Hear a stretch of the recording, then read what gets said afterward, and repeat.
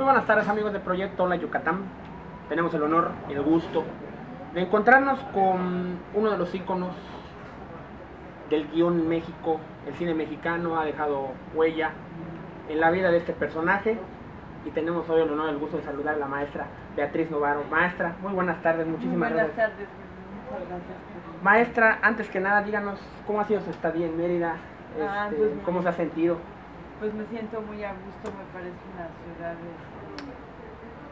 muy distinta a todas las que había conocido antes, muy hermosa y la gente es sumamente cálida. No, ya me imagino.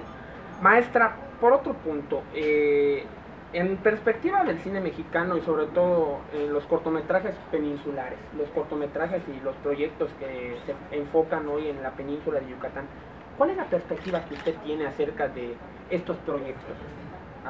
Estas nuevas intervenciones, por ejemplo, el señor Miguel Ventura, por poner un ejemplo, pero ¿cuál es su perspectiva acerca de estas? Pues mira, no conocía yo antes de este viaje, de hecho no conozco a Miguel, pero conozco su trabajo y he leído en estos días varios guiones o historias de los alumnos y me parece que hay dos vertientes principales, los que quieren hacer un cine de aventuras o de acción, de entretenimiento, digamos, y los que quieren reflejar el universo de Yucatán, ¿no? Y creo que de las dos formas pues, se puede llegar al público, ¿no?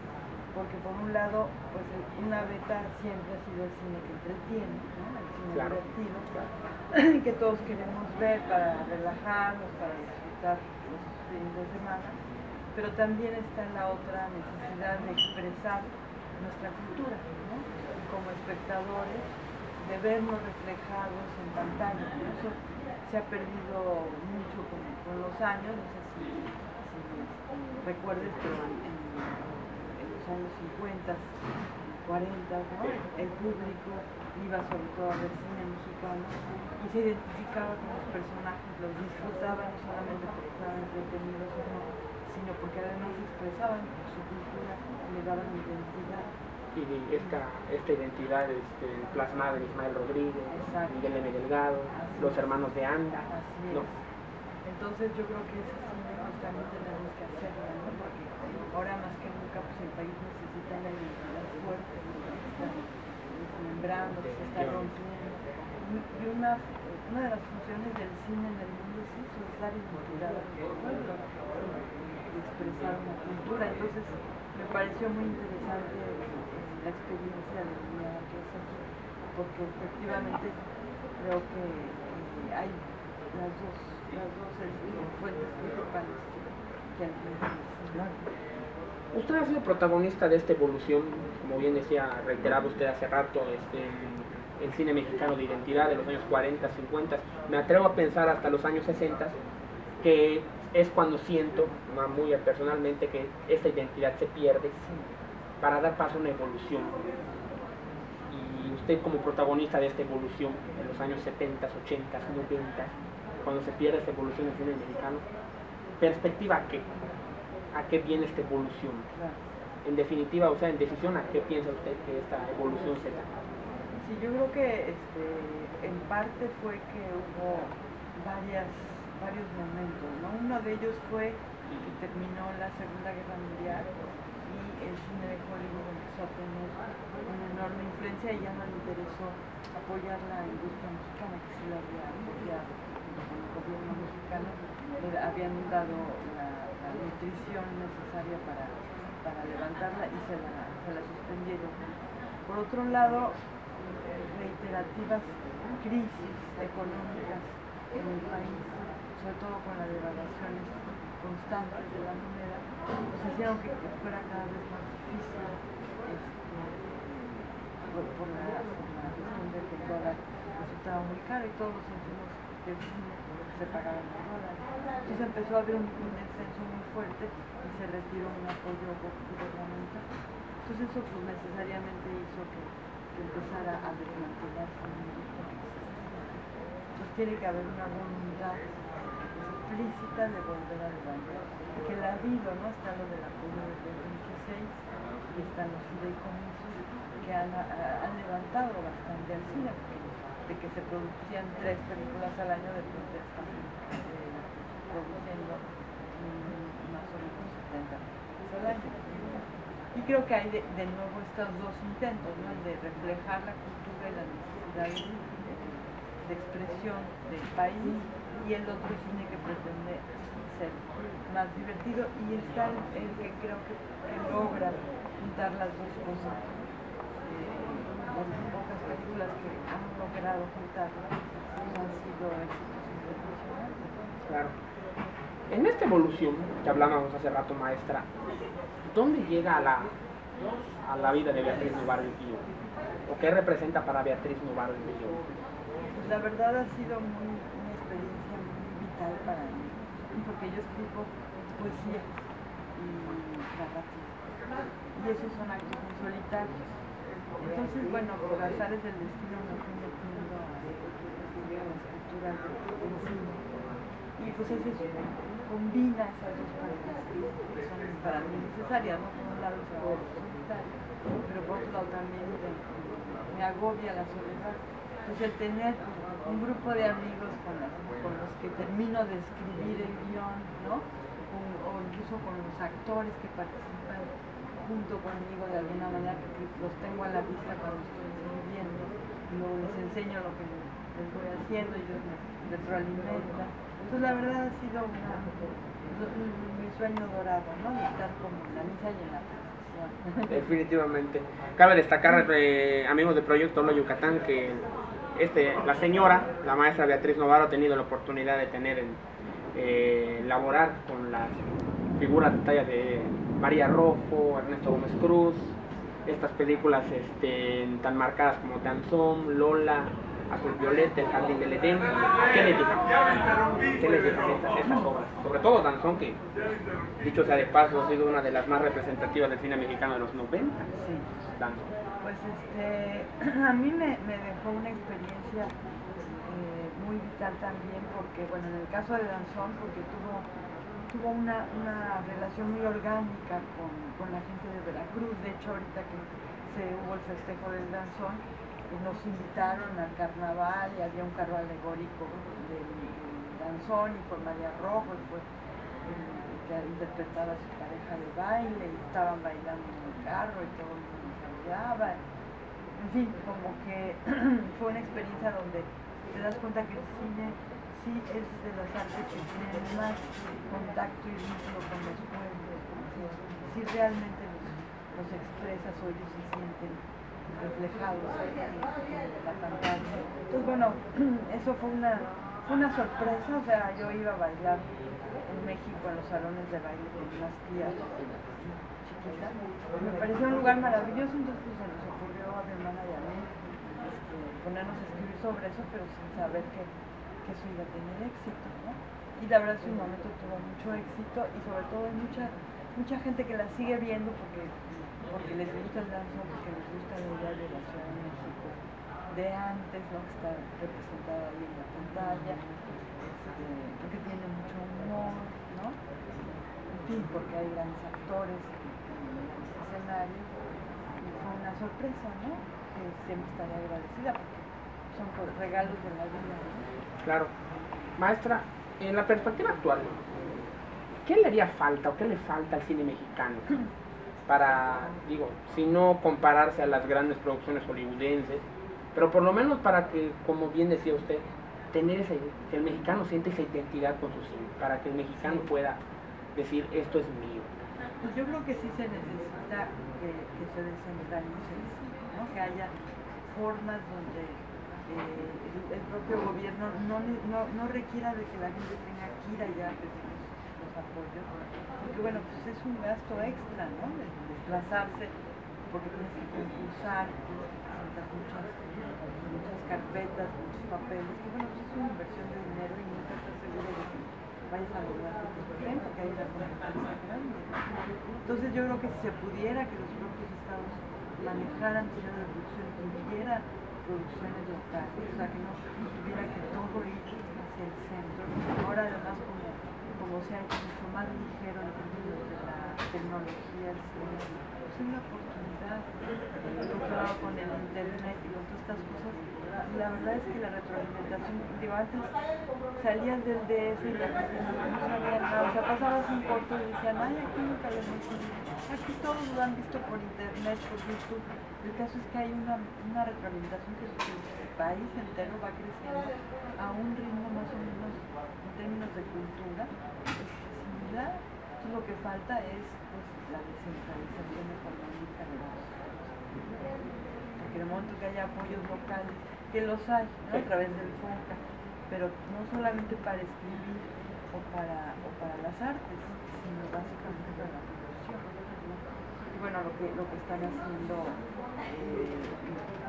Mario, Arnal y Ricardo Barrera es justamente lograr, ahora sí que buscando todos los apoyos posibles, ustedes, los patrocinadores, para que haya ya semillas que se siembren en Yucatán, y no que haya de pronto lo que ha habido, que son migrantes, o sea, llegan a vivirse todos en la Ciudad de México, en sus estados, y no pueden levantar los poderes. Entonces eso me parece una cosa fundamental. Y en el momento en que se haga, pues ya se puede poner pues, concursos donde lo que se va a privilegiar es que el tema sea un tema que represente a la persona. Digamos, no tienes que dejarlo abierto a todo el país concursos. Imagínate, bueno, en Yucatán voy a hacer un concurso pensando en que gane el guión, que tenga más, por supuesto, oficio, por supuesto, talento, pero también que toque historias que solo entonces en esa medida el cine no va a ser cine del DF que se quiere vender a todo el país, sino cine nacional. Claro, y cine propio de los estados. Que son los que pueden saber qué es lo que... Le digo, sobre todo que en Yucatán tenemos una ventaja sobre el resto del país. Siempre he pensado que hay esta identidad que puede ser explotada por el cine mexicano, ¿no? A percepción de usted, sí se puede hacer algo aquí en Yucatán. Por supuesto que se puede, ahí está la prueba de la película de Miguel, ¿no? Claro. Que simplemente ver que están hablando en maya ya es que te pone la chinita. Definitivamente, y sobre todo, o sea, bueno, usted también intervino en lo que fue el Like Tahoe, con que paz descanse don Héctor Herrera. Like Tahoe también como que tocó un punto de esta ideología maya. Al respecto, ¿qué nos comenta el Like Tahoe? ¿Cómo fue su experiencia en Like Tahoe? Bueno, con Like Tahoe, yo lo que pasa es que aparte de ser guionista, soy asesora de guiones.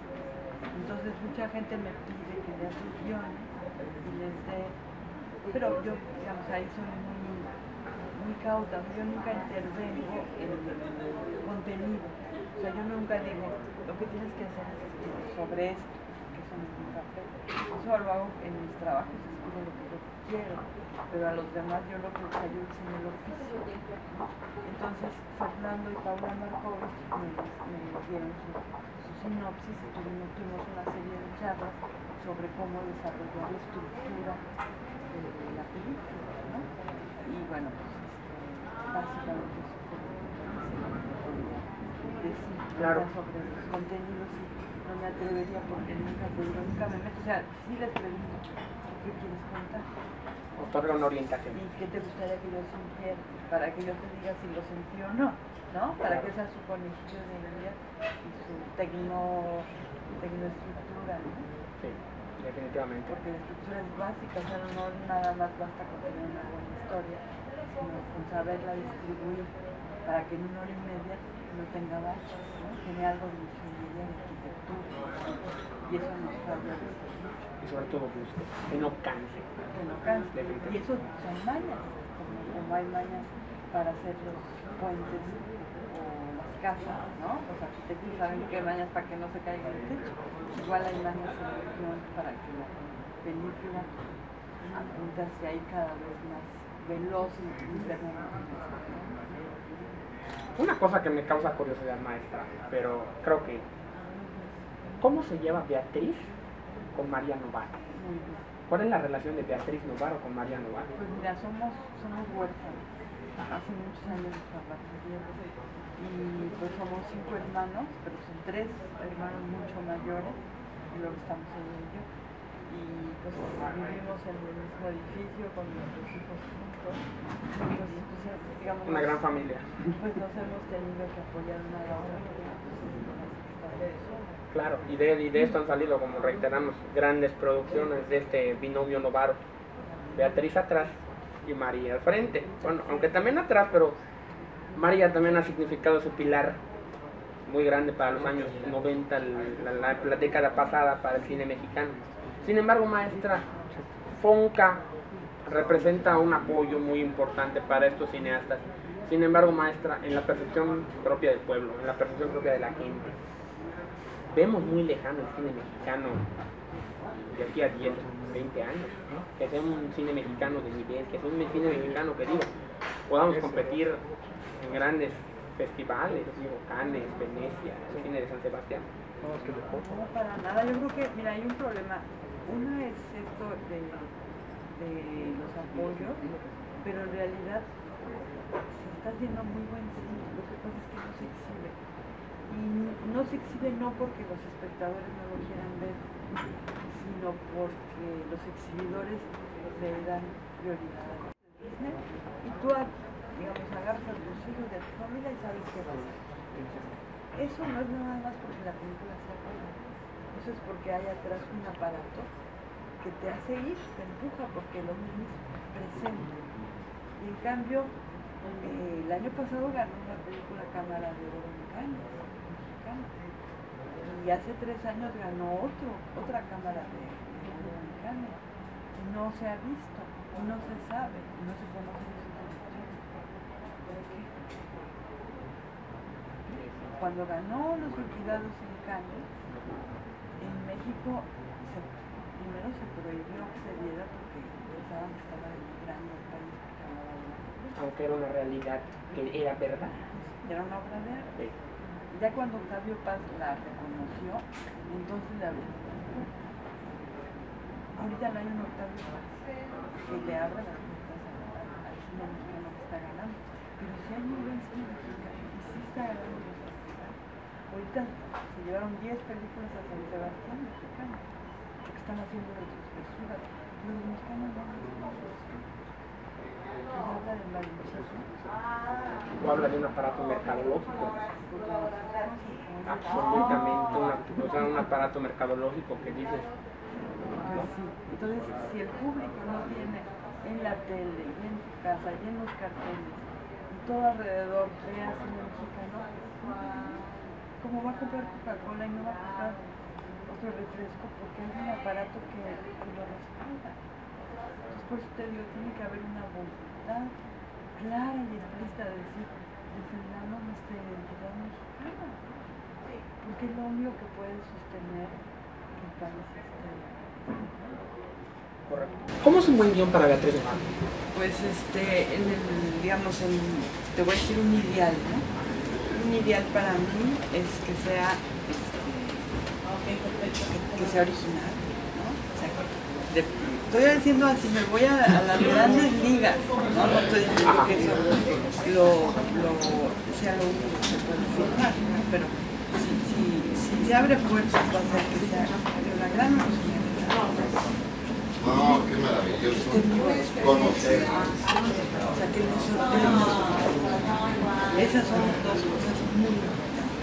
Y una tercera, que es ya de oficio y de estructura, que digamos, arranque y crezca, ¿no? O sea, que tenga un arranque, que tenga un empujón, porque el problema es que los espectadores llegan de muchos lugares en su cabeza, sus problemas, son millones de posibilidades que están en la cabeza y en 10, 15 minutos tienes que engancharlos para que empiecen a entonarse y construir como una música, digamos, de la que ya los absorbe. Y eso sí se hace con matemáticas. O sea, sí se puede medir, digamos, pero si eso lo tienes, pero no tienes personajes vivos ni un punto de vista original, no se va a abrir puertas así, ¿no? va a ser una buena película y que si no tiene el aparato, pues va a naufragar antes de, ¿no? Porque la competencia es bárbara. Y sin aparato, pues ¿quién te hace que la gente pague? Pero si, digamos, si tú quieres arrancar y decir, bueno, pues con todo y que no haya aparato y con todos los vientos en contra, ¿cómo le hago? Personajes que están llenos de vitalidad tremenda y original. Y de esta vitalidad ha salido, reitero, Danzón, ha salido, bueno, de las películas que mis preferidas, El Jardín del Edén, ha marcado, bueno, me ha marcado a mí definitivamente un precedente en este cine mexicano. Maestra, algo que mucho que es recurrente en la última década y en esta primera década, maestra, ¿dónde se posicionó el cine, y sobre todo las obras de Beatriz Novaro? ¿En qué lugar podemos posicionarlas dentro de esta industria, naciente industria del cine mexicano? Una posición más obvia, o sobre todo del talla de Amores Perros, El Jardín del Edén, Danzón, son producciones propias, pero que sí pueden combatir contra toda la industria mercadológica de Estados Unidos, ¿sí? Lo que pasa es que si te fijas fue en el caso de Danzón fue antes del TLC y había cines del Estado. Entonces los cines del Estado no tenían esta cosa de que si a la semana no llenan cierto número de dinero, va para afuera. Las quitan. Entonces, ¿cómo la gente se va a enterar de que existe esa película si en una sola semana nadie te avisa? Es imposible, solamente de boca a boca y de a poquito, ¿no? Y ya cuando iba a llegar a ser, si no la sostienen, pues ya no están los cines cuando ya llega a boca. Y en cambio Danzón contó con ese apoyo de los cines del Estado que las dejaban más tiempo. Entonces dejó el tiempo suficiente que incluso sin una mercadotecnia, en boca a boca, es decir, ve a ver esta, llegó a ser que se convirtiera en un éxito. Pero fueron justamente antes del TLC. En 94 cuando empezó todo lo del TLC y luego la crisis. Ya no. ¿Qué pasó con Amores Perros? Amores Perros triunfó afuera. Y aquí adentro, ¿no? Y hasta después, digamos, hasta después acá adentro y ya en el mundo, ¿no? Pero todavía el TLC no era tan salvaje, ¿no? Ahorita es salvaje y cada vez es peor con respecto al cine nacional. Porque puso a competir un gigante con un bebé, ¿no? O sea, los presupuestos y las condiciones, y digo, peleen como iguales. No puedes decir, es pelea limpia cuando uno es un gigante y otro es un bebé. Y eso es lo que hizo el TLC, poner al cine y a la cultura de igual a igual en el mundo, en vez de proteger los productos nacionales, que siempre había habido una protección con los productos nacionales. Claro. Están acabando con la cultura. Y agregándole una parte al TLC, la falta de interés por parte del gobierno por invertir en esos cineastas, ¿no? Pero es que sí están invirtiendo, no te decía,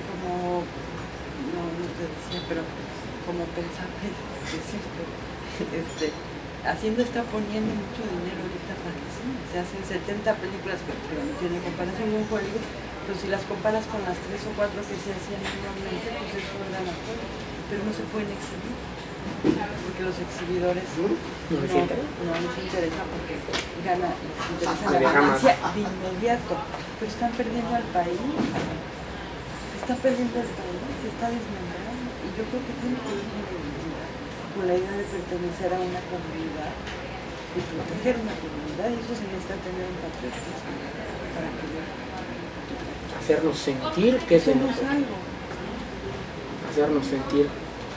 Maestra, ya, ahora sí, terminando esta entrevista, ¿algo más que nos quiera comentar? Pues yo estoy muy agradecida por esta invitación. Los felicito por la ciudad que tienen, por la gente, porque no han perdido sus valores y sus tradiciones, y siento que las protegen.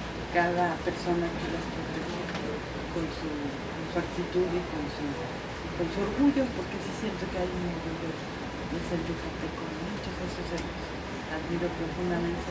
Al contrario, nosotros esperamos que vuelva pronto a esta su ciudad, que tiene las puertas abiertas la maestra Beatriz Novaro en Mérida y en Yucatán. Señores, ha sido todo. Muchísimas gracias, de verdad. La entrevista, la maestra Beatriz Navarro ha estado con nosotros en Proyecto La Yucatán. Muy buenas tardes.